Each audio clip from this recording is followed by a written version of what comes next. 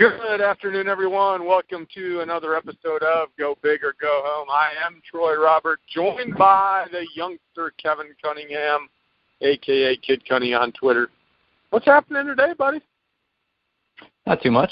Got off my first job super early and then hung out, and now I'm here talking with you. How are you? Oh, same old, same old. Get up early, go to work. Get all excited about doing the show. It's like, come on, it's my day done. I want to get this show done because I like talking about the Big Ten. And like I said last week, it's like Wallacabooza. It's all here. It's all here. I don't even know if that's a word, but it's like all Big Ten football, and I love it. I love it. And I was telling you before the show, I was all like up in Iowa going, yeah, why aren't they a top 25 team? And now they're 0-2 in the conference. Go figure, right? And then we were kind of writing off Nebraska. I know they haven't had the stiffest competition in the world, Kevin, but they're still taking care of business. They got 2 wins. They're 2-0. That's all you need to do is just take care of business. You don't need to get beauty pageant points for looking good. And Nebraska may not look good, and they got 2 wins. So they're hanging around the top. That's where we thought they'd be. Actually, we thought they'd be there anyway, but there's some things going on with that team. So it's going to be exciting to talk about Big Ten. But as we do every week, we're going to talk about the AP top 25, particularly the top 10. And youngster, the old man will probably get all worked up once again. This is probably true. It's a weekly theme, and it's not going to stop. That's my assumption. But that's okay. We like when Troy gets a little pissed, so to say. At least I do. It provides humor for me, probably not as much humor for him. You get a good laugh anyway, right? You get a good laugh. You may not Exactly. agree with me, but you get a good laugh.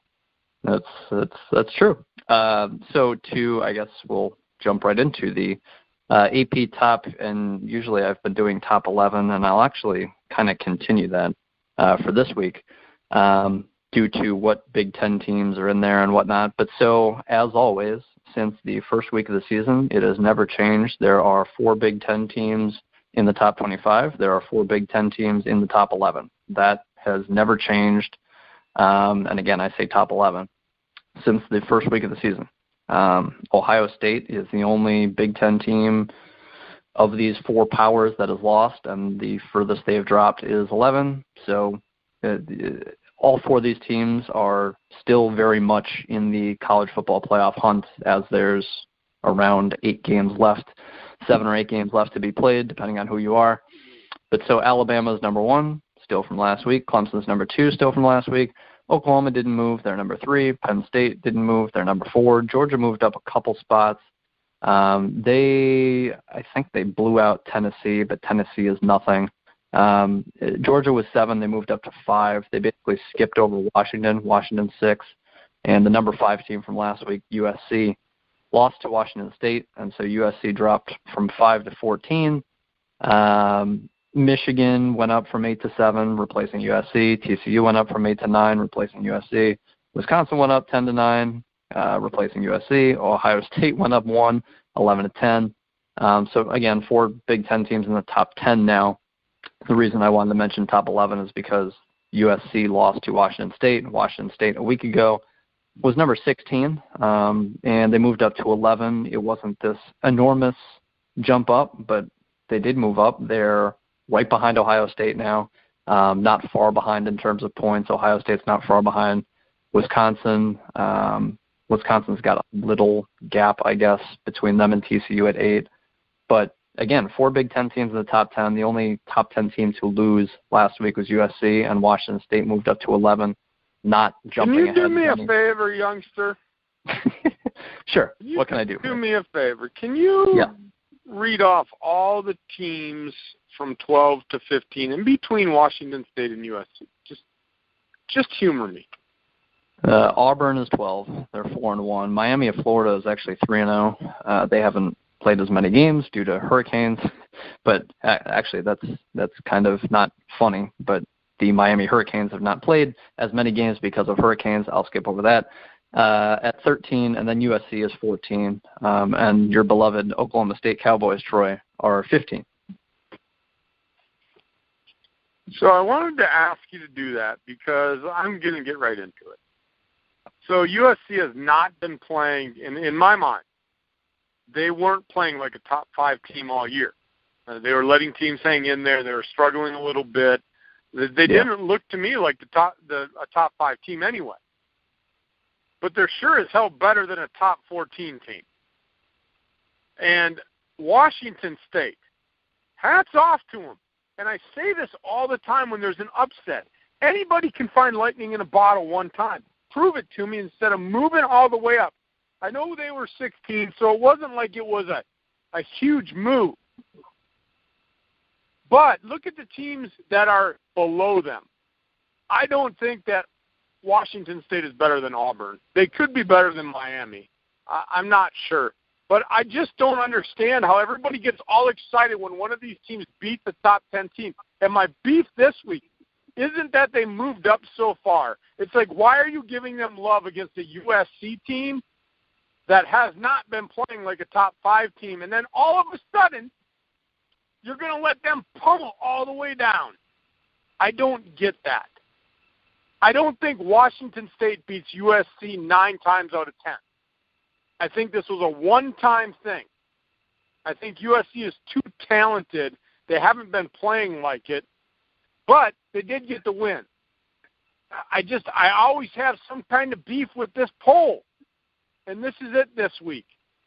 You drop them that far, and honestly, I wouldn't have cared. And people say, well, it's not fair that Washington State beat USC, so USC can't be ranked higher than them. BS!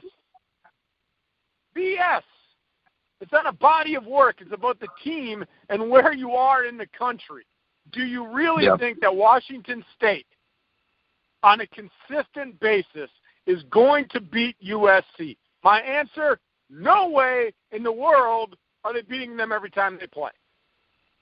They played a good game. So I'm going to let you chime in because I'm just going to start going in a circle here pretty soon. No, yeah, I would agree with that completely, that just because you beat a team once doesn't mean you're better. If, again, and I think we're going to use this example for throughout the season, but Penn State goes to Iowa to play a Saturday night game, and the crowd is electric, and Iowa's undefeated at that point, and Penn State wins on a last-second throw into the end zone to score a touchdown, which they needed a touchdown. They didn't need a field goal. They needed a touchdown, and they got it on the last play of the game. That's great. Iowa deserves a heck of a lot of credit for being one tipped pass away from beating Penn State. That's how I look at it. And so Penn State, they haven't necessarily looked unbelievable. But at the same time, you've got Washington State who beats USC by 3 points, and it's just, to me, Iowa could have beaten Penn State is kind of my point here, very easily that night. And does that mean Iowa's the better team? No. Does that mean Iowa has to be ranked ahead of Penn State? In my mind, no. In a lot of people's minds, yes.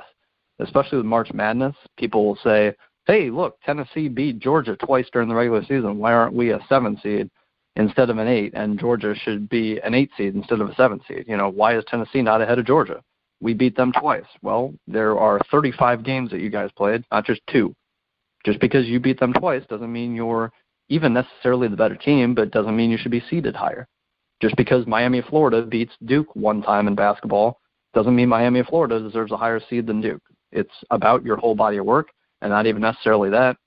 It's what the committee, at the end of the day, believes you should be ranked. And so, again, I'm with you, Troy. I think that Washington State beat USC by 3 points, and they beat them at home. And Washington State puts up all these points so far this year. And so it's like you can see the offensive talent. You can see that they throw the ball all over the field, and it's a cool team. It's not as talented a team as Oklahoma State, even in my opinion.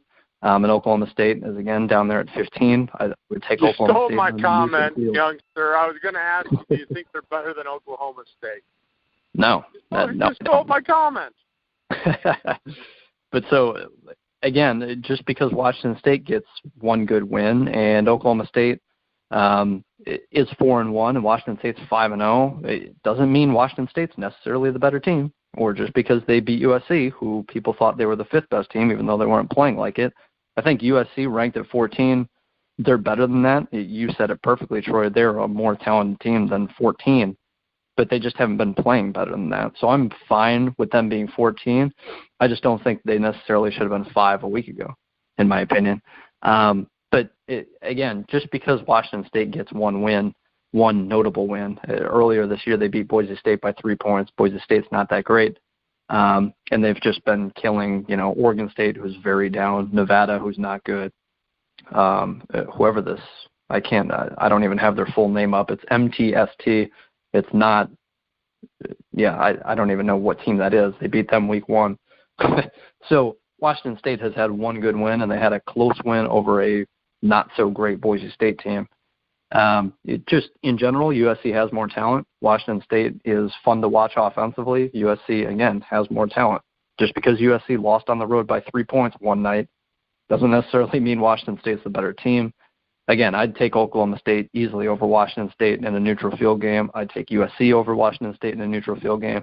I think Washington State's probably a top 15-ish team, maybe top 20. But USC and Oklahoma State are easily more talented. That's why at one point they were ranked higher. Not to say that, preseason polls and whatnot mean what it is, but the talent is there for USC and Oklahoma State to really push for potentially a national title, in my opinion. Washington State, not so much. I'll tell you, Kevin, I mentioned it. These people look at the W. You mentioned it with Penn State.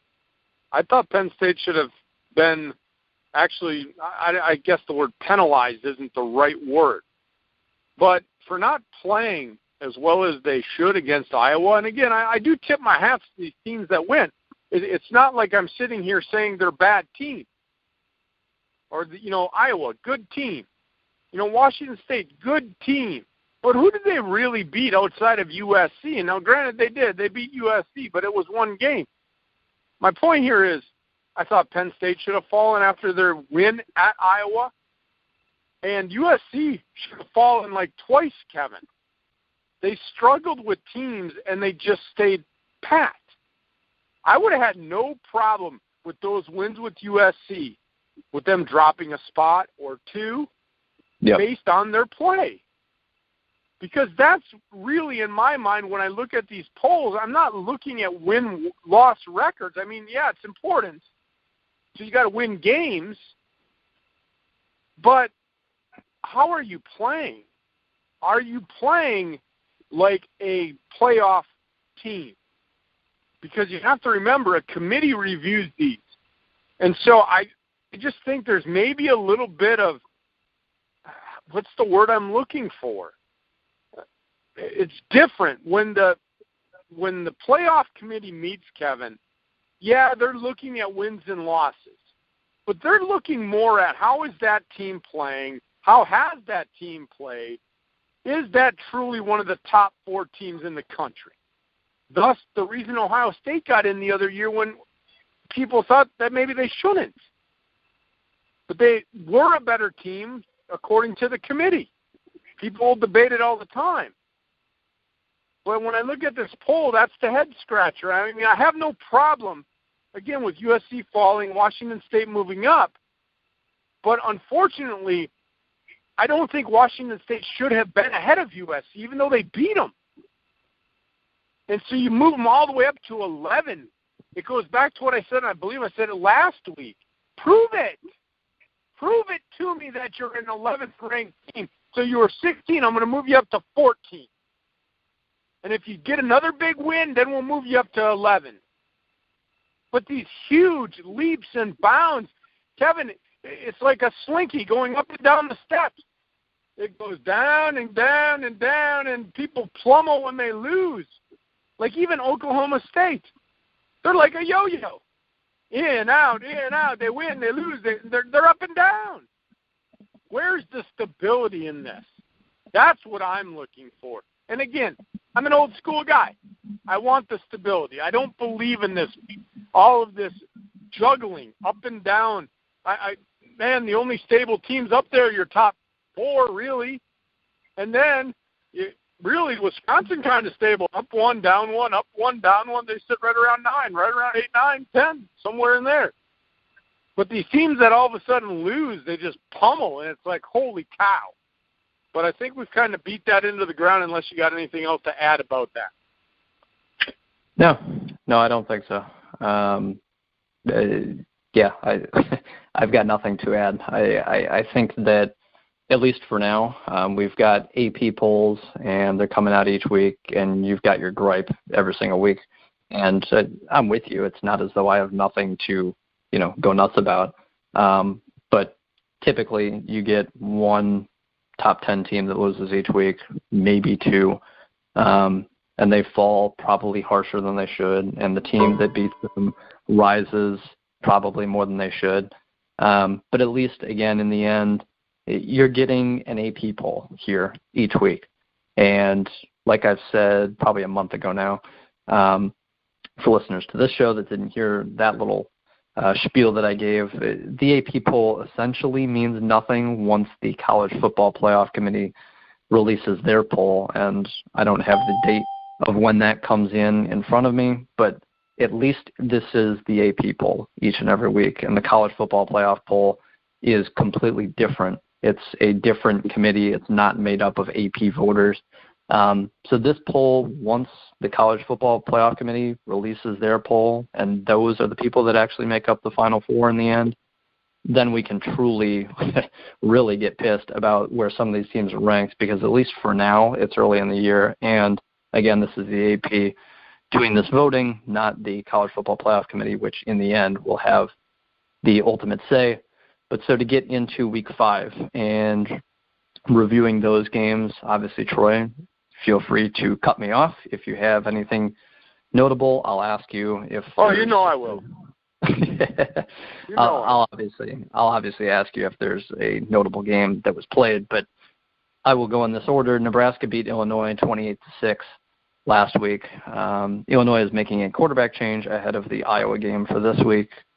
Illinois is looking for any spark that they can get. I still like their freshman running back, Mike Epstein. Outside of that, I don't like a ton more, but I actually watched a little bit of this game because I had to cover it for Land of 10 a bit. And I think it was 4 freshman starters on defense and then like 3 or 4 more on offense. There were at least 7 freshman starters for Illinois in this game. It's a super young team, and Lovie Smith is just starting to get the guys he wants. I think he is turning Illinois around in a way that you can't see it, because you obviously see Illinois losing by 22 points here, 35 points there, but they are starting to get freshmen that can play, and Epstein is going to be a name that every Big Ten fan will know probably next year. I think he will make that transformation, and Illinois will look better. It won't be just Rutgers is complete crap and Illinois is crap too. And then there's the rest of the Big Ten where Indiana once in a while will be better than those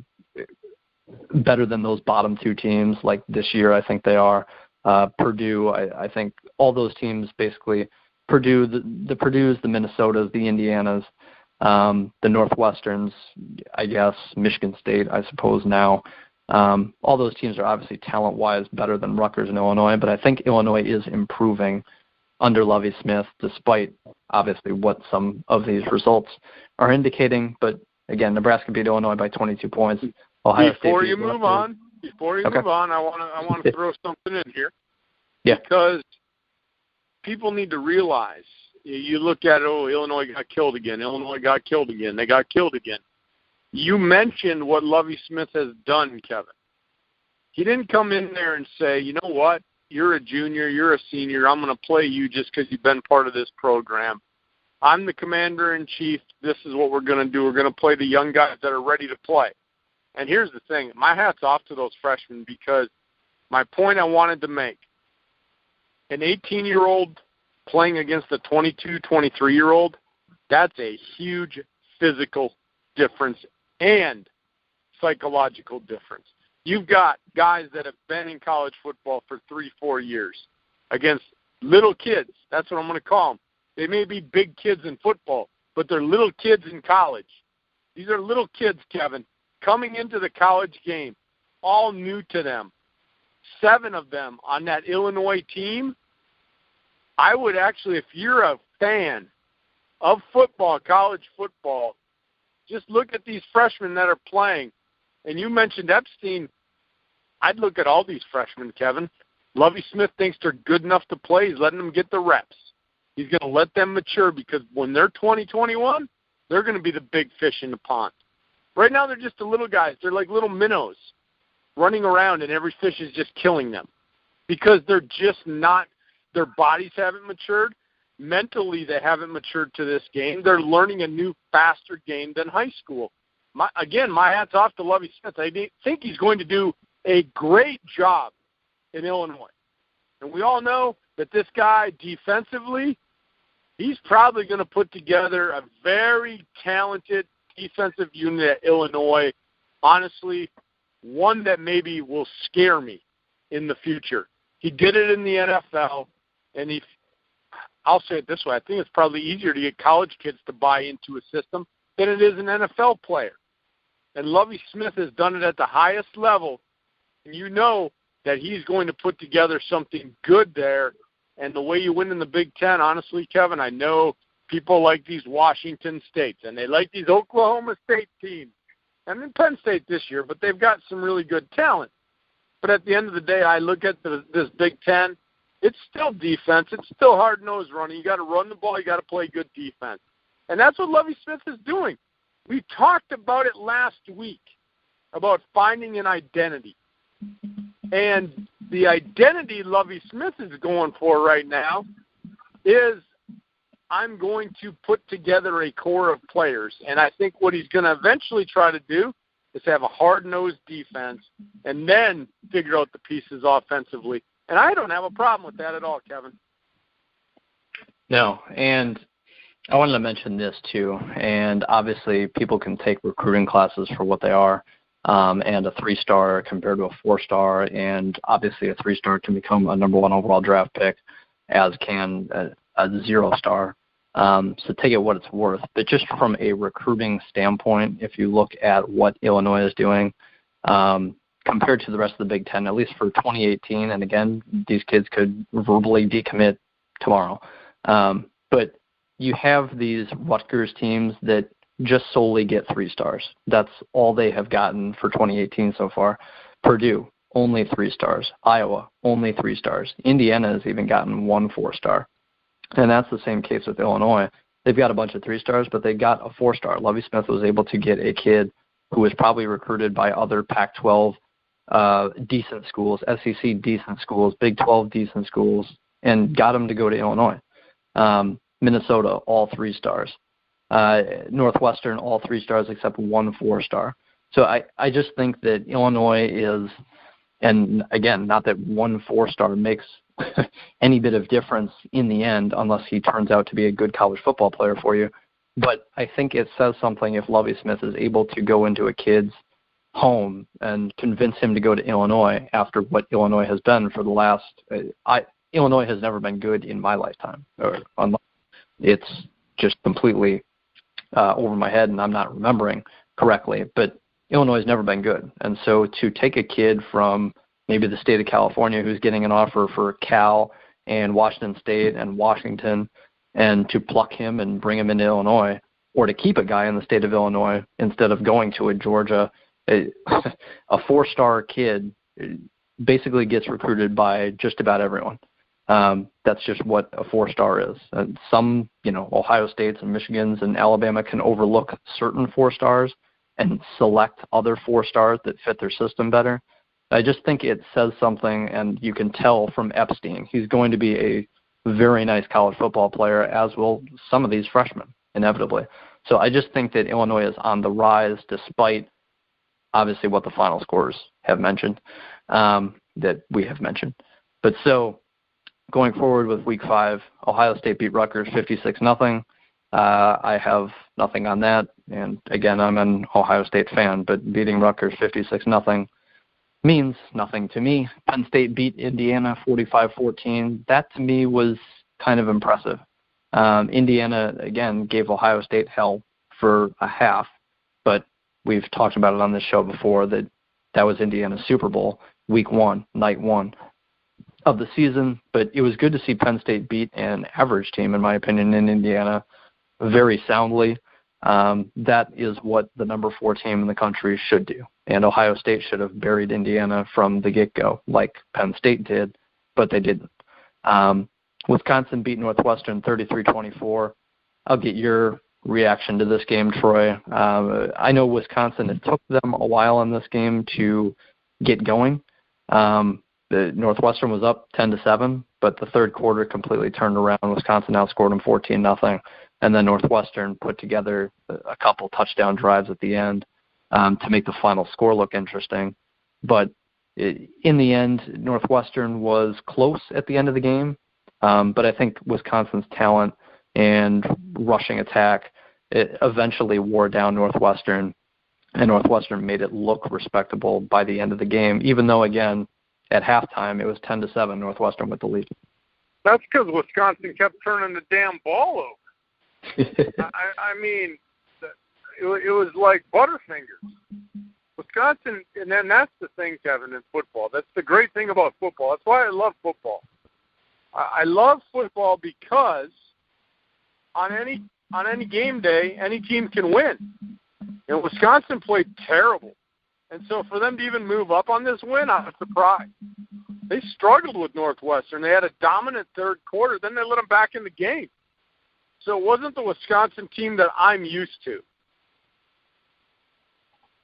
So yeah. Go ahead. I look at it, and you see that third quarter, and it's like, okay, now that's the Badgers I know. Then you look at the fourth quarter, and it's like, what in the hell are you doing? It's like they got abducted by aliens from one quarter to the next. I understand turnovers are part of the game. And so, again, voters are going to look at a final score and say, oh, Wisconsin won, let's move them up a spot because USC fell out. No. Honestly, I would have moved Wisconsin down this week. And you know me in these polls. Wisconsin did not play like a top 10 team against Northwestern. But they got a W. And it was just one of those games. It was frustrating as a fan. Very frustrating. It's like you're really letting this Northwestern team hang around, really?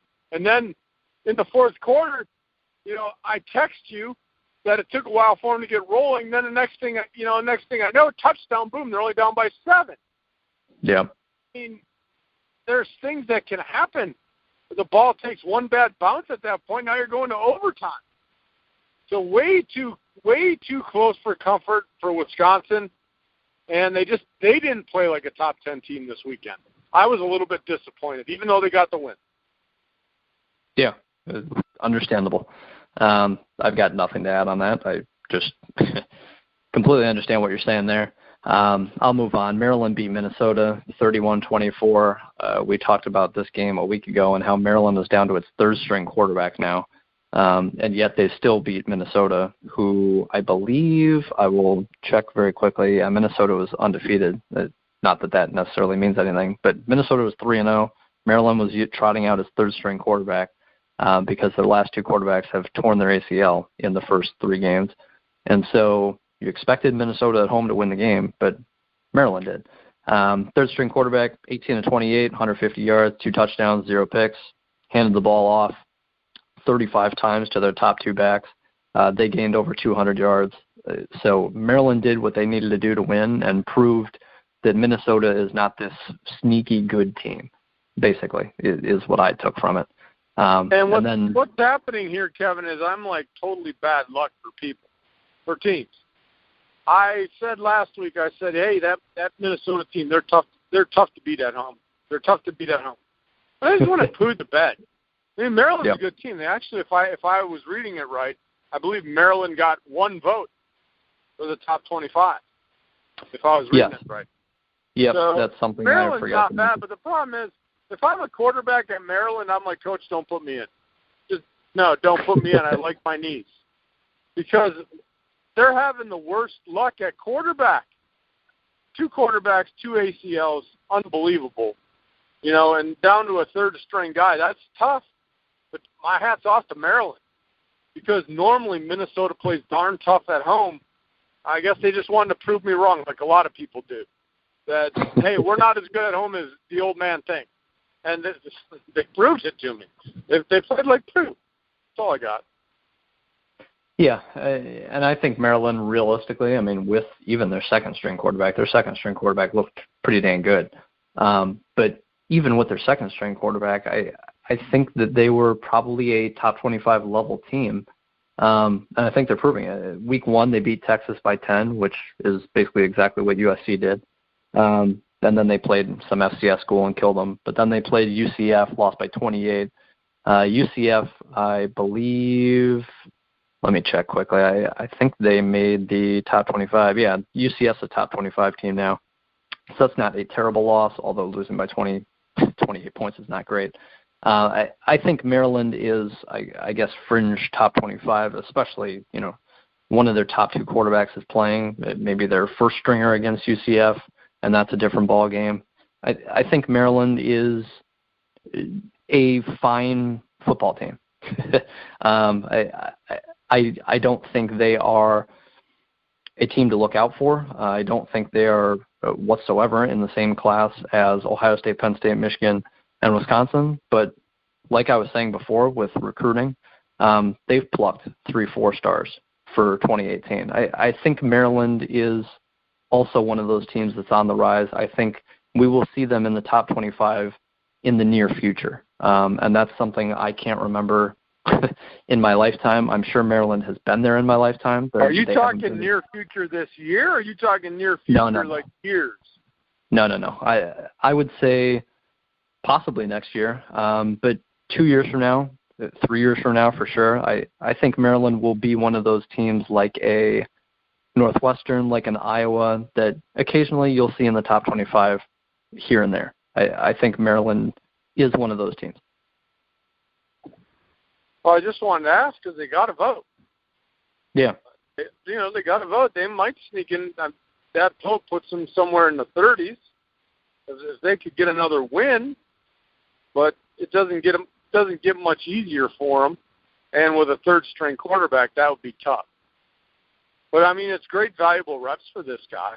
And who knows how these 2 other quarterbacks are going to come back from their knee injury. Everybody heals different.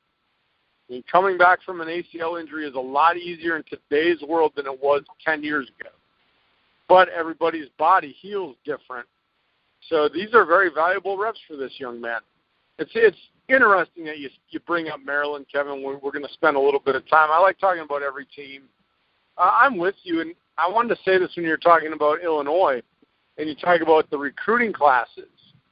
The thing, I think sometimes those schools have an advantage where they're at right now with their program. And what I mean by that is that in Ohio State goes out to recruit a guy.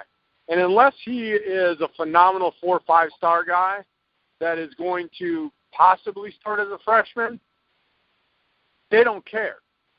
Whereas Maryland can go to that 4-star guy and say, hey, look, you're going to go to Ohio State. You're going to sit on the bench for 2 years behind so-and-so who's an All-American and has to wait out his time to be eligible for the NFL draft. So do you want to sit behind that guy for 2 years, or do you want to come to our program, which we're building, and be part of something special and be on the field on opening day? And I think sometimes, not all the time, because some players will say, it doesn't matter, I'm going to Ohio State, that's where I want to go, national championship chances every year, I'll sit on the bench for 2 years, that's fine. But there's some players that want to go to school and they want to play on opening day. I will tell you, Kevin, that's why I went to Whitewater. I went to Whitewater for soccer, and I knew I was going to redshirt my freshman year, and then I played for 4 years. That's why I went there. I wanted to play. Could I have went to UW-Milwaukee, Marquette? I could have. I could have went to UWGB and played soccer. But in each of those bigger schools, I would have had to sit behind another guy for a year or 2 years. And here's the other part people don't realize. in those big-time programs. You're the big fish this year. Great. You're a 4-star recruit. Guess what Urban Meyer's doing right now as he's signing you? He's talking to next year's 5-star recruit that plays the same position as you. Yep. So people don't realize that. Big-time football, and when I say big-time, I'm talking top 10, Ohio State's, Penn State's, Wisconsin's. They're out there recruiting those guys that are better than you for next year. But they're going after the best of this year. So that's why I think the Marylands, the Illinois, those teams may have an advantage when you're talking about a high-level 3, even any 4. Probably not going to land a 5. Nearly impossible for a school like that to land a 5. Could happen. But I think they have a legitimate chance to reach some of those 4s because they're going to give them playing time. I just wanted to chime in with that. No, yeah, and it's a great point. I think Nebraska's in that same realm. Nebraska actually has 6 4-stars. That beats out every Big Ten team that's not Ohio State, Penn State, Michigan. As long as you're hovering around the top 25 and you can call up these 4-stars, go into their homes and say, you can be a star at our program, day one. That's exactly what you mentioned, as opposed to sitting for 2 years, hopefully starting at Ohio State your junior year and going to the NFL draft. There's been a few of those guys who have just sat until their junior year, played 1 year, looked phenomenal at Ohio State, and boom, you're a first-round pick. That can absolutely happen. But if it doesn't, and maybe you have to wait till your senior year and you're the number 2 corner and you get picked on because you're the number 2 corner and your stats don't look as great, you don't look as great, who knows what can happen? Again, Urban Meyer's going to recruit the next great 5-star corner behind you, like you mentioned, Troy. So to be middle of the pack like these Marylands, these Michigan States even right now, Minnesota's, just these middle of the pack teams that have a chance to definitely be in the top 25 and push teams like Ohio State, Penn State, Michigan, Wisconsin. It's not all bad if you're middle of the pack average. If you're an average middle of the pack team in a Power 5 conference, life isn't so bad. That's not a terrible way to live as a Power 5 program. I'll say that much. And for Maryland, while we're on Maryland, at Ohio State this week, at Wisconsin 3 weeks from now, and then to end the season you get Michigan, and then at Michigan State, and then Penn State. So again, Maryland may not finish 10-3, 9-4, but I think Maryland is building something. I'll just say that much. The last game for Week 5, Michigan State beat Iowa 17-10, and this surprised me. This surprised you, Troy. I think Michigan State was favored in this game, and we kind of laughed at it. And Michigan State covered the spread. They beat Iowa. They were up 14-0. It might have been 17-0. They were up 14-0 after one quarter. And after that, Iowa outscored them, I guess, 10-3. But it's 10-3. The first quarter was enough for Michigan State to hold off Iowa, and that was kind of that. Michigan State's defense. Got to play 60 minutes, right, youngster? Got to play 60 minutes. Yep. My word of the day, Wallakabuza. Wallakabuza, Iowa. Thank you for making me look like a poo head. I mean, I argued on this show that they should be a top 25 team. No way do they play like it. They don't deserve to be a top 25 team now. But the week before, maybe, and I guess I'll go back to my playing days. I guess I'll go back to my coaching days. After an emotional game like that against Penn State, it can be really tough to get focused.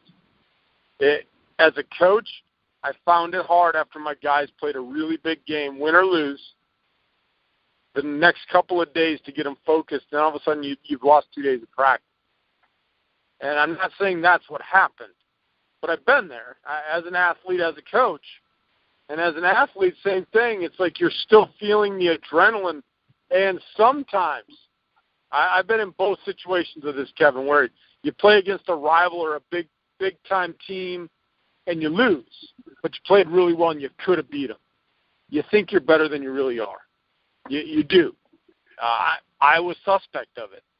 Thought we were better than we really were. We were good, and I'll go back to high school against our opponents. I mean, 4 state tournaments we played in. and we played, I believe it was a preseason tournament, number 2 team in the state, and we lost in PKs. Nothing to hang our head about. We lost in PKs, literally a tie. We lost in PKs in a tournament. We had to go play a club team the next week, Kevin, just a club team, not even a varsity team in Green Bay, and we nearly lost. We were losing at halftime to a team that we should have beat by double digits in soccer. And you know as well as I do that in soccer, double digits, that's like a really big butt whooping. But we thought we were better than we were. We thought we could just go on the field and play. Well, the other team's going to step on the field and want to play and win too. And so I found that out the hard way. Actually, all the starters got benched in that game. Then we got put back in to win the game. We ended up winning that game 3-2. I still remember it was against Green Bay West. And no way should it have been a 3-2 ball game. If there had been a ranking, we probably would have fell like 20 spots. That's probably what would have happened. But on the other side, too, as a coach, Kevin, coming back from these games, these emotional games as a coach, you try to do stuff to get that team ready to go again because there is, I don't like the word hangover because these guys are out there, but the emotional level of young kids especially, it can be we're better than we really are or, man, we suck. And we shouldn't have lost that, woe is me, woulda, coulda, shoulda. And there's two sides to it. And as a coach, you got to find that middle ground and get them out of there. You got to get them to that middle ground to get ready for the next game. And it's not as easy as people think because they are young kids. You're still a youngster, Kevin. I know you've been out of school for a while, but you were in college.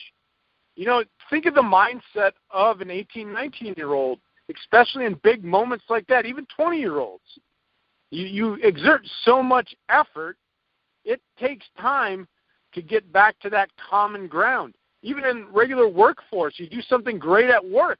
You feel good about yourself, and then maybe you think you're really better than you are, and you start doing stuff, maybe taking some shortcuts, doing some other things because you're like, I can take on 8 different things, and before you know it, you're overwhelmed again. So I want to throw that out there just because I'm not saying that that's what happened to Iowa, but I've been there. And I'm pretty sure that's kind of what happened earlier in the week. It just took them a while to get back on track.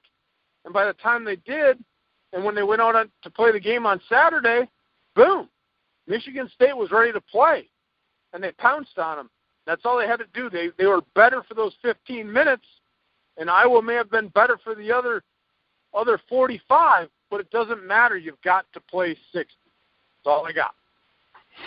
Yeah, mentality and what's above the shoulders plays a lot in sports and betting lines and ultimately who wins and who loses a lot of the time. Iowa can say, hey, we should have beat Penn State last night. Who do we have on the schedule next week? Oh, Michigan State. They were down from a year ago. What did they do last week? Oh, they played Notre Dame and lost by 20 points. Gee, I wonder who the better team is. Of course Iowa thinks they're the better team going into Penn State. And that's probably what they thought. And they probably didn't play it 100%. They probably walked in and figured, hey, we're the better team. Again, they lost by 20 points, and boom, you find yourself down 14-0 after the first quarter. That's probably exactly how it played out. Maybe I'm wrong, but then it took them a while to get things going, and it was just too late. Their offense couldn't score more than 10 points, which that's sucks for you. But that's probably what happened mentally, in my opinion. So let me ask you this, Kevin. We've talked about D'Antonio, the coach at Michigan State. Yeah. This is, to me, a pretty big win for Michigan State over Iowa, which is a decent team. It's a team that just about beat Penn State. They've now fallen to 0-2 in the conference. I can't imagine they're going to stay in the cellar all year. They're a good team. Do I think they're a top 25 team now? No. They lost to Michigan State? No. But I think they're a good team. My question to you is, does this help the resume of D'Antonio to keep his job? We think it's ludicrous that people are even talking about firing him. But we talked about this schedule, Kevin, that Michigan State has, and it's a bear. It's literally a bear. I don't see many wins throughout the year. To get this win against Iowa, do you think this is one that helps point that needle to keeping D'Antonio? For right now, yeah, and you led me into my next point perfectly. I wanted to talk about Michigan State's schedule, and Michigan State right now is 3-1, and they could very easily lose their next 7 games and win the final regular season game, in my opinion, and go 4-8. I think that's very possible. This week, they play at Michigan. Then they go to Minnesota. That's not easy for Michigan State. You're not miles talent-wise better than Minnesota. And so to go on the road, that's not going to be easy. Then you host Indiana, who showed they have promise, showed they can throw the ball. That's not a gimme. Then you go to Northwestern. That's not a gimme. You play Penn State. Then you play Ohio State. Those are both easy losses, in my opinion. Then you play Maryland the second to last week of the season. We both think Maryland is at least fringe top 25. I don't think that's a gimme. And then finally, the last week of the season, they play Rutgers. Okay. So, again, the next 7 games are all very losable for Michigan State. They could be 3-8 going into the last week of the season. What's the narrative then on D'Antonio? Do you say, hey, 7 weeks ago we beat Iowa by 7 points? It's going to look very bad, potentially. And, again, it's nothing on D'Antonio, in my opinion. Any win they get from here on out outside of Rutgers, I think is seen as a win. I think it's seen as a solid win because none of these teams that they're playing in the next 7 games are bad. You're not playing Illinois. You're not playing Rutgers. And I never, mean disrespect there, but it's just the way it is talent-wise. That's just facts. Illinois and Rutgers don't match up with other teams in this conference on a pure talent standpoint right now. That's just the way I see it. Maybe I'm incorrect in that. But so, again, these next 7 games, to me, there are 4 really good teams in the Big Ten who have been in the top 11 all year long. Then you've got a nice solid chunk of the rest of the Big Ten. I guess the next 8 teams are kind of middle of the pack, fringe top 25, maybe a little worse, but kind of middle of the pack teams. And then you've got Rutgers and Illinois on the bottom. That's how I see the conference. So again, I think Michigan State can lose any of these next 7 games and then beat Rutgers. I'm curious on your thoughts, Troy, on a couple things. So what happens? Can Michigan State lose these next 7 games? And can D'Antonio be fine going 4-8? And do you see it the way I do in the Big Ten, the whole landscape, that you've got the top 4, and then you've got this nice crop of 8 teams who are just middle of the pack, and then you've got Illinois and Rutgers on the bottom? I'll start right there. The group, and we've mentioned this, and you've stated fact that you believe the Big Ten's the best football conference right now in college football. Part of the reason is because of these teams, and the nice thing is that they're good, solid teams. They're teams that we saw, an Iowa team, that can give Penn State all it can handle. So any of those teams in that group, the Iowas, the Michigan State, the Indianas, the Northwestern it gave Wisconsin all it could handle for 3 quarters. If it was a boxing match, Northwestern wins the game. Wins the game. They win 3 or 4 quarters.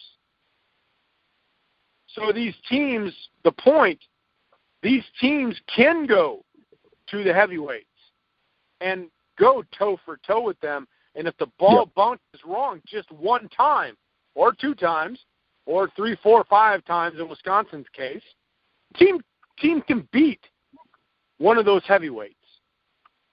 You don't have that when you're a terrible team. So you've got that good group right in the middle. And any of them could surprise any of the big guys at any time. Yep. That's what I like about it. And that's what I like about college football. Doesn't matter how good you are. On any given Saturday, yes, I'm changing the cliche, you can beat a top 10 team. And there's been teams in the top 10 that have lost. Ask Washington State and USC. See what happens there. Or TCU and Oklahoma State. See what happens there. So, no, I like that what you brought up. There is. It's a very solid middle of the pack, and these programs are only growing.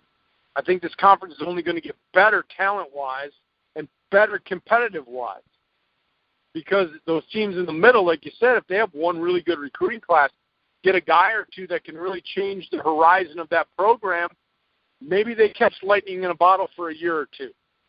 and then they can be near the top and just ride that recruiting class right on the shirt tails until they're done and try to add another class somewhere in there.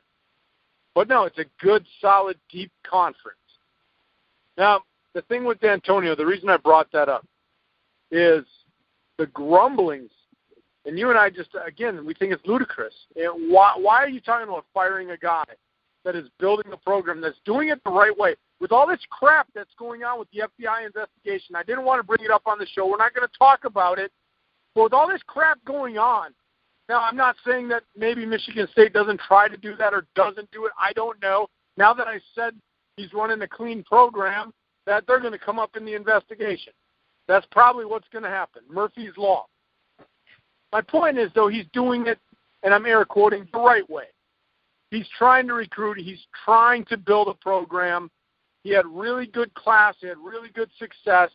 He needs to rebuild. He needs to retool. That's what he's doing.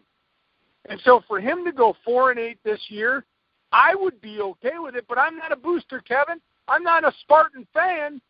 I'm not going to be grumbling that we need a new coach. I always will tell people, be careful what you wish for. Is a new coach the answer?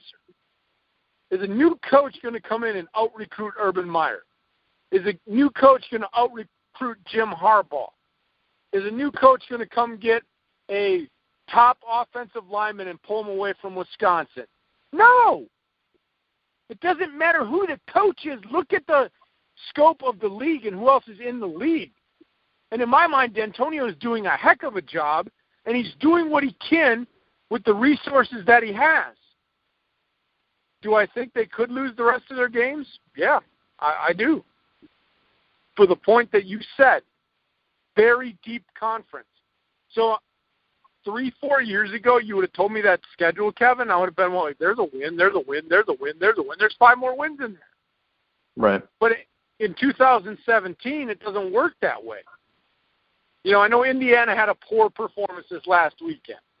But it was, you got to give Penn State some credit at some point. It was against Penn State. They're the 4th best team in the country. Well deserving. Again, the neat thing about college football, 2 weeks ago, they didn't look like the 4th best team in the country. This week, they look like the 4th best team in the country. That's the joy of college kids playing football. That's what I love about it. But on that schedule, Kevin, I hate to say this. And I say this not from my opinion. I say this from what I think will happen based on D'Antonio's record. If he finishes below 500, he's done. The boosters will want him out, and I think it's a shame.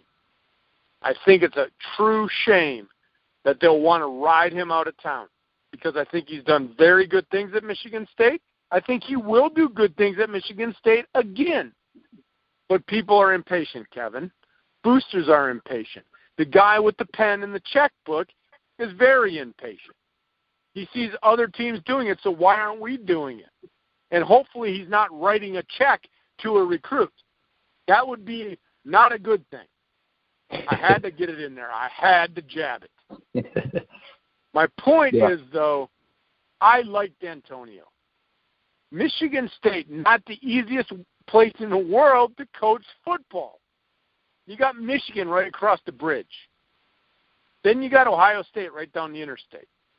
Then you got Wisconsin right behind you. You're recruiting the same guys. So let's be real about it. I'm a 4-star recruit, Kevin.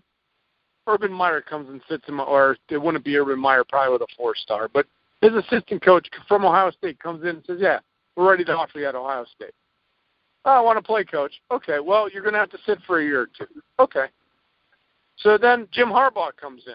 Hey, I want you to come to Michigan. Well, coach, I want to play. Well, yeah, you only got to sit a year. Okay, I'll come to Michigan. And then what's Michigan State going to offer other than what we said before, like you can play right away? But what if it's not about playing? What if it's about national championship aspirations? The recruiting trail is a harsh one, and you know that if Harbaugh's out there or Meyer's out there, even Paul Chryst at this point, Kevin, they're a top 10 team. You can say, why the hell you want to go to Michigan State? We're a top 10 team. Why wouldn't you want to come play with the best? That's all they got to say. They don't even have to say anything bad about D'Antonio. All they got to say is we're a top 10 team. They're not. Now, people will argue then and say, well, D'Antonio's got to make them a top 25 team. Well, that's a catch-22. Can't make them a top 25 team without good recruits. That's all I got, Kevin. I've talked way too long. No, and I loved every part of it. You brought up a bunch of great points, and I asked people that will want D'Antonio to be fired because I do think this team finishes 6-6 at best. I don't think they finish better than 6-6. I think it's possible they finish 4-8. So I absolutely think it's possible they go 5-7, aka under 500. And last year they go 3-9. I just want people to picture this, and especially us as somewhat outsiders from the Michigan State program, not following Michigan State completely 100%, crazy. Before D'Antonio got there, Michigan State was Michigan State. And he gets there, they go 7-6, 9-4, 6-7. Okay, middle of the pack. Like I mentioned, just kind of a middle of the pack program. You're not Ohio State, you're not Michigan, you're not what Penn State is right now, you're not even probably Wisconsin. And so then 2010 comes and Mark D'Antonio wins the Big Ten. And okay, Michigan State finishes 11-2. And then the next year they finish 11-3. And then the next year they go back to 7-6. And okay, that's just Michigan State. They're middle of the road, top 25 once in a while, but Mark D'Antonio got them to win the Big Ten. Then the next year wins the Big Ten again, 13-1. Next year 11-2. Next year wins the Big Ten again, 12-2. This is obviously a capable coach. So just because he goes 3-9 last year, bottom of the barrel, terrible year for a middle of the road program, does that erase the last 6 years, which include 3 Big Ten titles and 11-plus win seasons 4 times? It doesn't, in my opinion. And so, again, just because he's going through a little lull at an average, maybe above average program, it's okay, in my opinion. He's shown you that he can win a Rose Bowl. He can win the Big Ten 2 out of 3 years, 3 out of 6 years.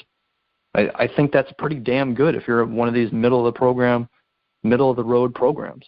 Ask Purdue fans, hey, you want 3 Big Ten titles in 6 years? Hire this coach. You're damn right they'd hire that coach. Just because you have a 3-9 year here and there, you have a 7-6 year, 6-7 year, who cares? You won the Big Ten 2 out of 3 years, 3 out of 6 years. Any of these middle of the pack programs would take that. Any of them. Any of the 8. Youngster getting all riled up there. I haven't heard you this riled up in a long time. I like it. Keep going. Keep it going. Dropping the damn word. Holy cow. We all know where the youngster's at right now. Don't fire D'Antonio. That would be correct. But so again, Maryland, would you take 3 Big Ten titles in 6 years? Damn right you would. Minnesota, of course you would. Nebraska, Northwestern, Purdue, Iowa, Indiana, of course you would. Of course you would take 11-2, 12-1. Of course. To have one of these 3-9s, one of these 4-8s, and stay, 7-6, 6-7, 9-4 here and there. But to have the coach capable of winning a Big Ten title 3 out of 6 years, winning 11 games, 12 games, 13 games, of course you would take that coach. So again, you're Michigan State. You're not Michigan. You're not Ohio State. You're not what Penn State is now. You're not a top 10 team every year. You're Michigan State, and that's fine. You can compete with the big boys, obviously, if you have the right coach, obviously, which D'Antonio is. He's shown you that multiple years. That's what I have on Michigan State.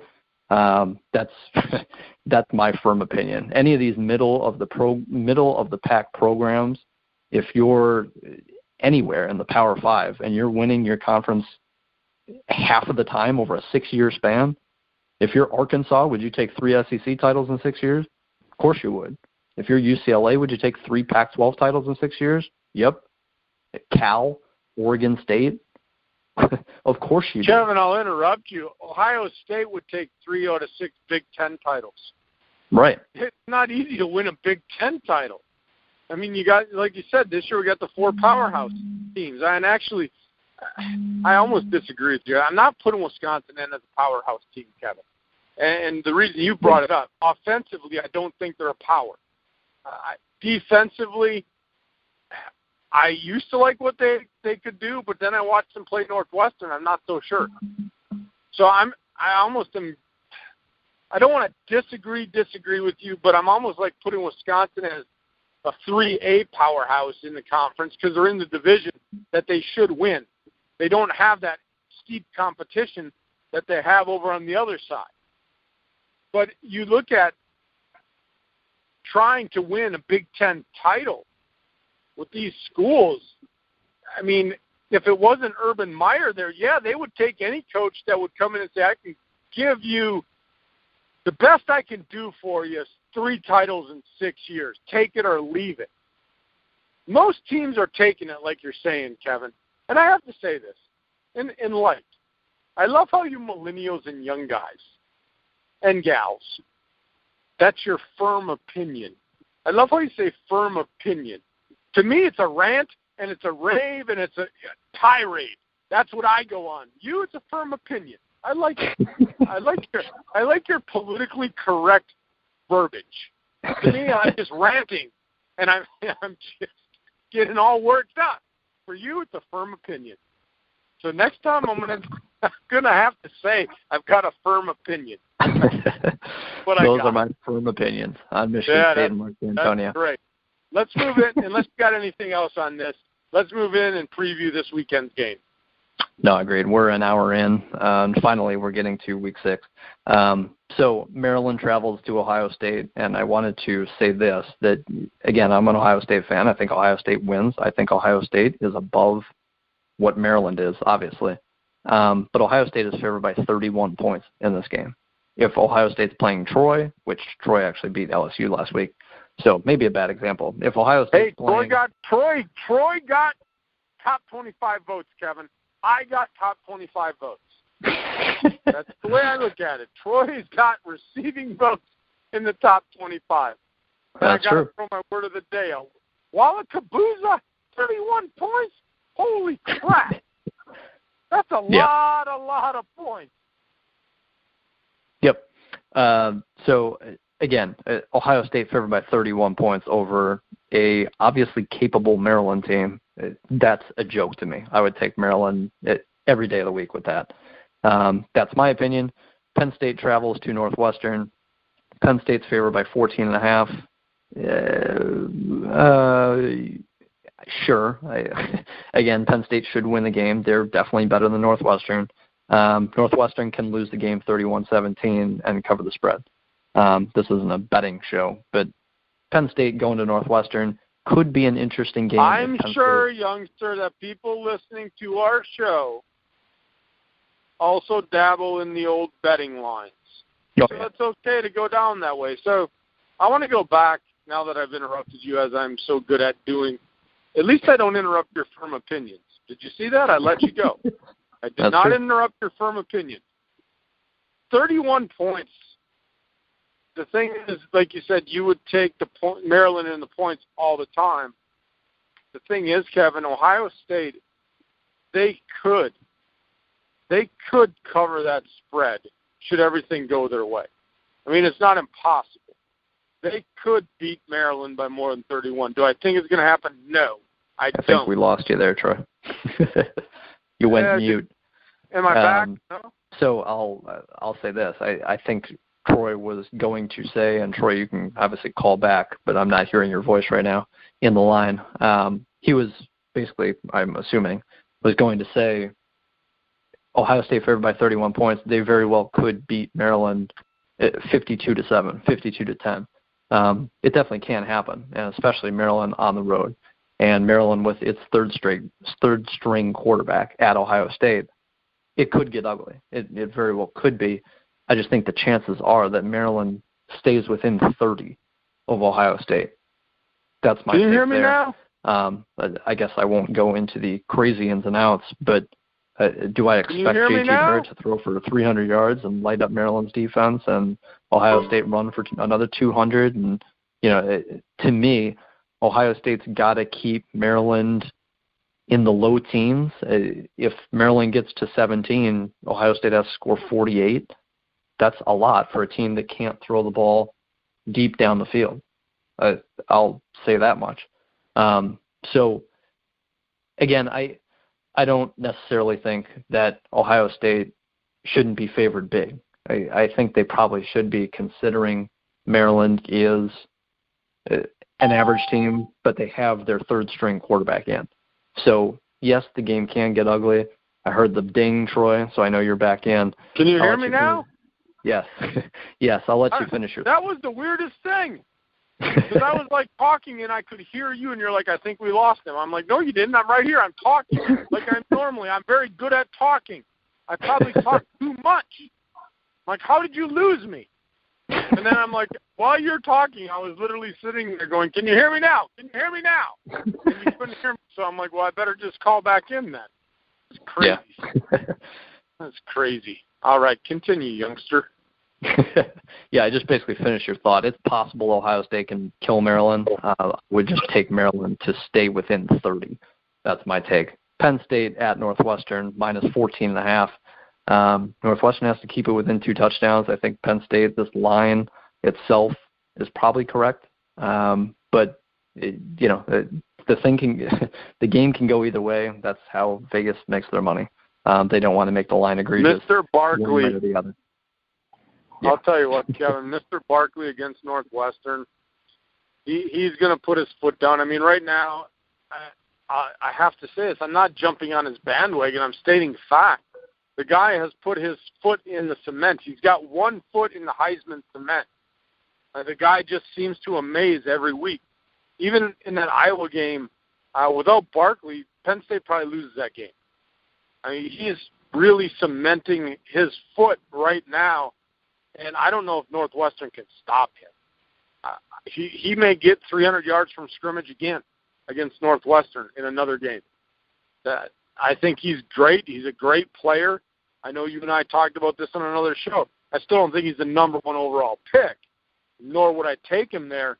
But darn, he's having a great couple of games here, the last couple, and he's really making a name for himself in that Heisman voting. Yeah, we could go another hour just on where Barkley deserves to go in the draft and his Heisman status and whatnot, but I'll leave that for another show. I guess I'm not to backtrack, but I am of the belief that Penn State is not of the same realm of Ohio State and Michigan in terms of recruiting and where they should be on a year-to-year basis. I think what James Franklin has built there is very well going toward what Ohio State and Michigan are. But I do think once you lose Barkley, yes, Penn State will take a step back. They will become a top 25 team, not a top 10 team next year. I think that will be the case. I don't think they'll be a juggernaut next year. I think they'll be pretty dang good, though.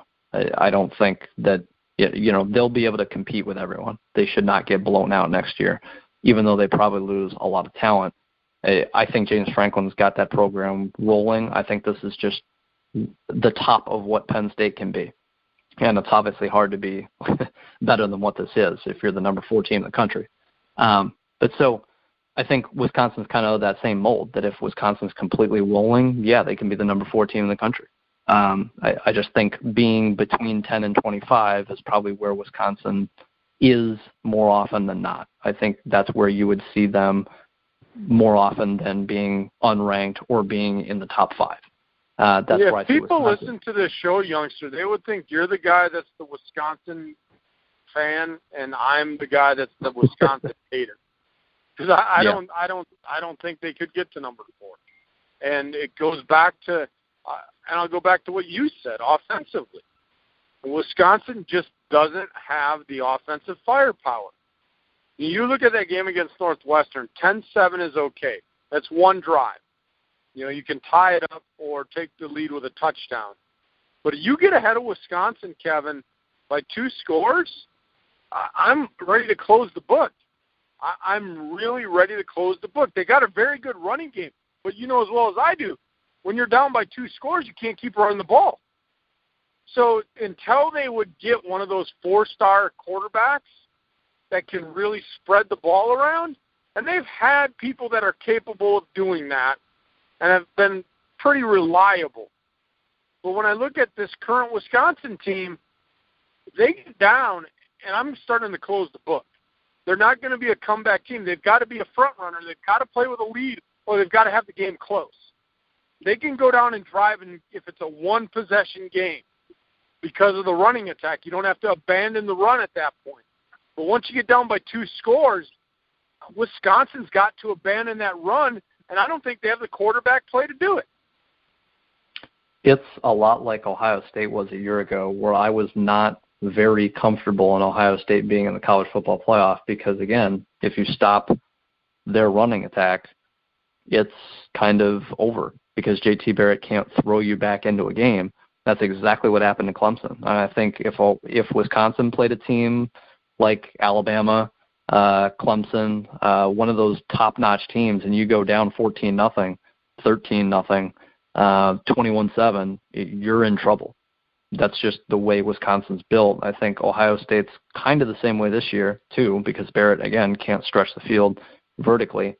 And so, yeah, having Trace McSorley at quarterback, having John O'Korn maybe at Michigan if he's the guy, that's huge. And having Jalen Hurts at Alabama and Kelly Bryant at Clemson and all these teams that are at the top of the poll that can score with anyone, these Washingtons, Georgia has shown, Oklahoma, and Baker Mayfield. When you can score like that, you can come back down 21-7, 14-0, 21-10. It's not even close to being over. When you're against Wisconsin and you're down by 11, 14 points, it's tough. Well, I will say this, Kevin. The reason I don't completely close the book is because of their defense. It's a very optimistic defense that can cause turnovers. But if you face a good team that has a good running attack and a guy that has ball security, it's hard to get the ball back. It's hard to force fumbles then.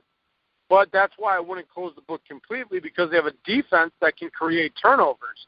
But other than that, offensively, then you have to convert the turnover into points. And they're just not that quick strike team. So I wanted to add that about that's why I didn't completely close the book when they're down by 14. Yeah, and same with me on Ohio State. I think their D-line can take over a game and force turnovers and sacks and strip fumbles and win field position completely and, make the game much easier. But it's just tough when your quarterback is limited. And Horny Brooks, a sophomore, he's going to get better, in my opinion.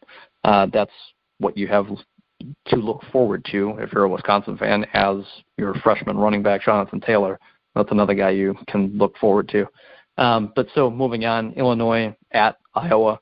Iowa's favored by 18. Again, like I said before, Illinois has changed their quarterback to Jeff George Jr. And I know you know who Jeff George Sr. is, Troy, but now Jeff George Jr. is starting at Illinois just like his dad did.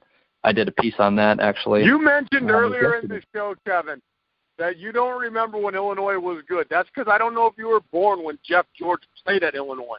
That's when they were good. They were good when Jeff George Sr. played at Illinois. That was long, long before you were probably even watching college football. Me, I was in my prime watching college football when Jeff George was there. And then he went on to I don't know what kind of NFL career I'm going to say he had. That's all I'm going to say there. But Mr. Jeff George. That's the last time Illinois was good, by the way. Yeah, interesting. Yeah, I wrote a piece about those two yesterday and how Illinois has changed their quarterback to Jeff George's kid now. Iowa's the more talented team. Like I said, they're one of those middle-of-the-pack programs. Illinois is not yet. I think they're building that under Lovie Smith. It's just not yet, and you're on the road against a team who has lost 2 straight games, who will be able to flex their muscles, so I think they will. Hence the 18-point favorite line in favor of Iowa. I think that's a very real line. I think people can maybe scoff at that because of what Iowa has done, and you can see 2 losses on the schedule, and you can see what they did looking bad against Michigan State, but I could easily see Iowa winning this game by 21 points. What about you, Troy? I could see them doing it, but I don't think they're going to. This would be the one where I agree with you. The line, people look at and say, holy cow, I got to take Illinois in the points. Well, Iowa could. Illinois is a young team, prone to mistakes, still learning the game, could get blown out. But I'm also going to put it this way, Kevin. Iowa, if they're the Penn State-Iowa team, they win by 28. If they're the Michigan State-Iowa team, then they don't cover the spread. So it all depends. And, Illinois, this is my thing. If you're betting, and I usually don't chime into this very often, but if I'm betting, if you're a betting person and you're betting lines and you see, wow, 18 points, I got to take that line, I'm not so sure that I take lines with Illinois because I just don't know. Too much inconsistency right now. The thing with Illinois is they don't know any better. A lot of young guys, like you said, 7 freshmen, all they know how to do, Kevin, is go out and play hard. And that's what Lovie Smith wants. And playing hard could equate to covering spreads, or it could equate to a lot of mistakes and getting blown out. So there's part of me that says just be very cautious when you see a big line against Illinois and don't think automatically that a team will cover because Illinois is bad. Because Illinois, if they do some good things, could cover spreads. I don't think Iowa beats them by 18 in this game, Kevin. I think it's like 17. It's like a 31-14 game, 28-14 game. I think Illinois is going to get better game by game. Skill-wise, they are what they are. But I think they're going to keep buying into what Lovie Smith is trying to do, and they're going to keep playing with confidence. I don't think losses to them are going to deflate them like some other teams, like an Iowa team. I mean, yeah, they might be deflated a little bit. Now they're looking at the schedule saying, oh, it's Illinois. Will the same thing happen in reverse, Kevin, where they played a great game, thought they could just walk in and beat Michigan State, or is it now, oh, we get to play Illinois, we're going to get a win, and the same thing happens? Wouldn't that be something? If Illinois got their first win because Iowa was just reeling the opposite way. I don't think that'll happen. I think Iowa will win on paper, on the field. They're more skilled, they're more talented, but I'm not so sure that they cover that 18-point spread. It's a fair spread, though. Yeah, and I think they do. I think this is something we can build on going forward, Troy, for the show, that we'll have our disagreements in terms of betting lines and maybe even outright winners, losers, I guess we'll see going forward. But last week I picked Illinois to win their game, even though they were underdogs against Nebraska. You said no way. And so we disagreed, and I was completely wrong, and Troy was completely right. And in this game, I'm not picking Illinois to I'm not picking Illinois to win. I'm just picking differently against the spread. I think Iowa covers. And Troy does not. I want to keep tabs on that for next week's show. Minnesota goes at Purdue, and Purdue's favored by 3.5. You've got 2 middle-of-the-road programs here, hence a close line. It is what it is. Minnesota wants to run the football. They've got a good running back, and Purdue is able to throw the ball. They're just Purdue. They're not very talented. I think Purdue's got some talent here and there, hence why I call them a middle-of-the-road program. David Bluff, I like him at quarterback. But Minnesota going on the road, if Minnesota were at home, I'd pick Minnesota. Purdue's at home in this matchup. I'm picking Purdue. What about you, Troy? Or do you just not care about this game? I got a coin right here. I'll flip it and tell you who will win. Yeah. I care. I care because it's Big Ten football, but this is one of those games, and I guess I shouldn't say that I don't care, but either team could win. And it's a game that if it's on and I have a chance to watch, I'll probably sit down and watch. Mm-hmm. Because both of these teams are, they have certain aspects to their game. But as far as me sitting down and saying, oh, Michigan or Minnesota will win because of this or Purdue will win because of that, no, it's that close. It's a coin flip. I think they're both capable of winning this game. I would, if I had to, if somebody's saying, well, you got to pick one, I'm with you. I go with the home team then, especially in the Big Ten. I mentioned this before. Winning on the road in the Big Ten is difficult, and so I would go with the home team here. Two equally talented teams going at it. Either one could win. I picked the home team. Yep, same here. Moving on, Indiana hosts Charleston Southern, and there is not a line on this game. I think Charleston Southern is an FCS Nor school. should there be. It's not Big Ten football. So Indiana is, I'm sure they're just not. They're just not favored because there is no line. Indiana will win this game. I'll say that much. Moving on, unless you've got something, Troy. Michigan hosts Michigan State. That is Michigan State. It's a night game. It's at Ann Arbor this year. It is supposed to be rainy, according to this weather chart, which is obviously many days ahead of the game. So who knows what happens. But Michigan's favored by 10.5. I think people can say, wow, Michigan State, lost to Notre Dame by 20 points. Why are they only 10.5-point underdogs? They're on the road. But I think the best Michigan State can possibly do is lose this game by 10 points, and boom, you cover the spread.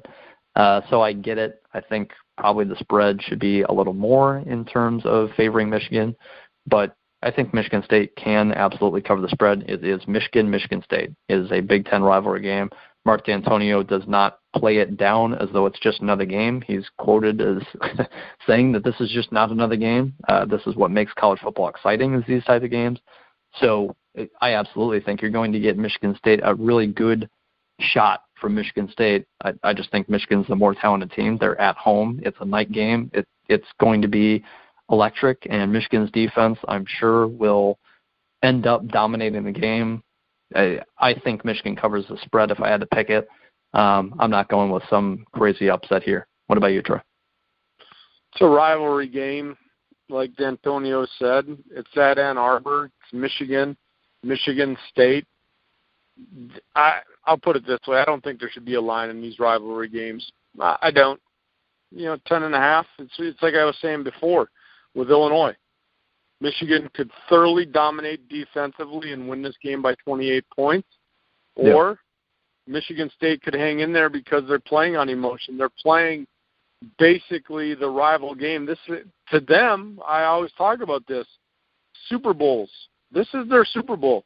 A feather in their cap for the season to beat Michigan, a top 10 team, the rival school. D'Antonio said it. He doesn't have to get his players up for this game. They're already up for this one. So I don't think there should ever be a line for these rivalry games like this. Doesn't matter what the records are. Throw the records out. Throw them out. This is who's better for 60 minutes. This is going in the backyard and playing football, and even when you played against your friends, you wanted to knock the snot out of them. I don't care if they're your friend. When you go play sports, I never had friends on the field. I always wanted to win. And so I didn't necessarily want to knock the snot out of them, but in football, that's what you want to do. That's what Michigan State's going to do. They're going to want to hit people. Michigan's going to want to hit people. And so there's a lot of emotion in this game. I'm not saying the game could go either way. I think Michigan wins. But I think Michigan State could keep it close. I don't think on the other hand, it could be a blowout because talent-wise, Michigan is more talented. But then you got to factor in the rivalry game and the emotion. So it could keep Michigan State close in this. If I'm going to stay mute. I'm not picking against the spread on this one. I'm just picking Michigan. Yeah, understandable. The last game in terms of time, I believe, is Wisconsin at Nebraska. And Wisconsin is favored by 12. Nebraska is not top 25. Way too much. I won't even let you finish. Way too much. Way too much. I was curious. Nebraska. And a Wisconsin team that we talked about, I'll repeat myself like a broken record. They run the ball, they run the ball, they run the ball, they run the ball. They eat up the clock, keep the other offense on the sideline. 12 points, way too much. Could they cover it? Yes, they could. But the line should not be 12 or 12.5, whatever it is. Way too much on the road, giving too much respect to the Badgers.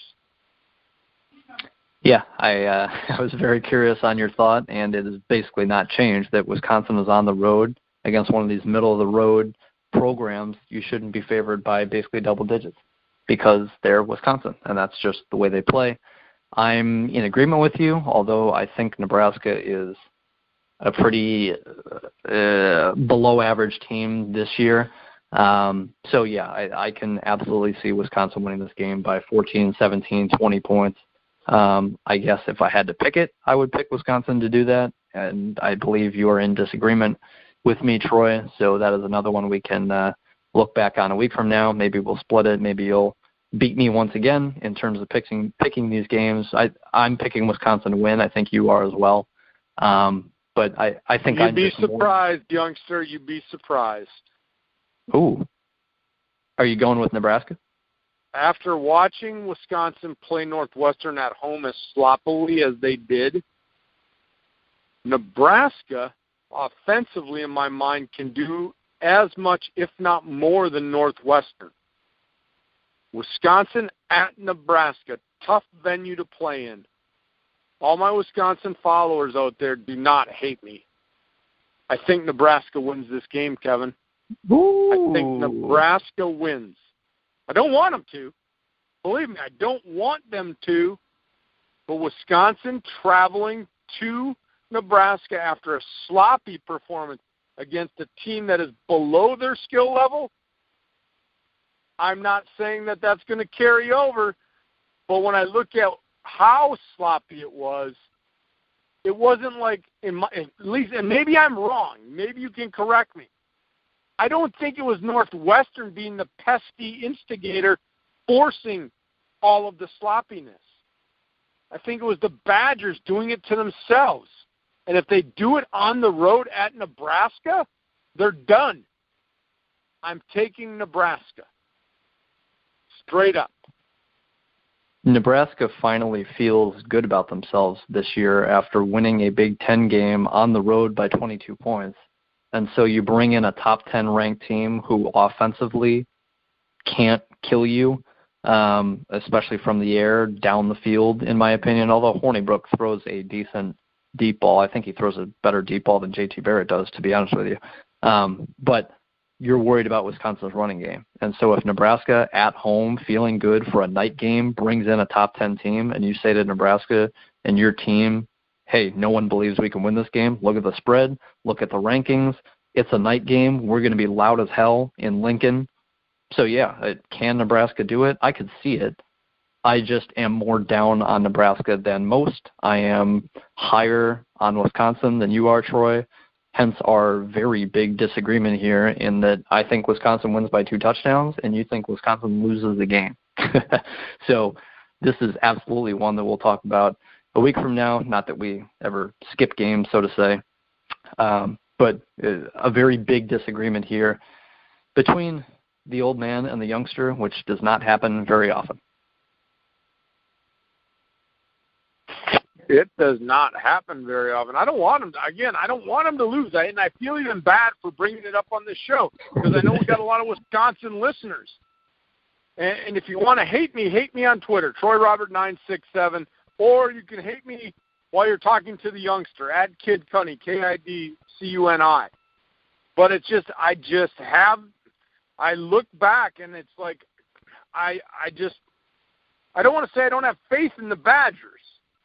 But it was that was the sloppiest game I've seen a Paul Chryst team play ever, Kevin. And again, it would have been different if it was against an Ohio State or a Michigan defense. It was against a Northwestern defense. Do you see where I'm going with this?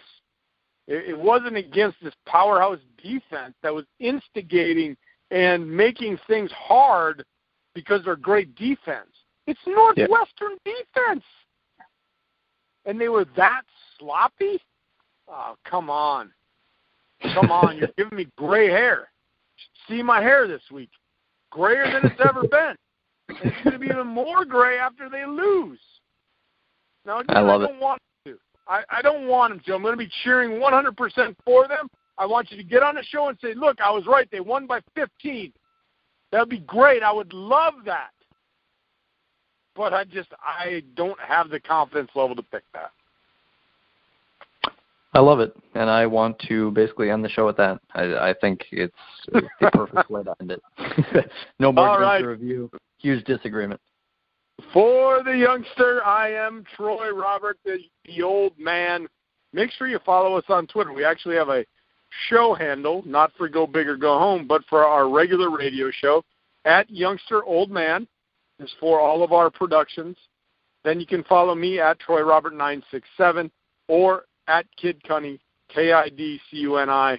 Hope you enjoyed the show today. We'll get back at you next week. Go Big Ten football!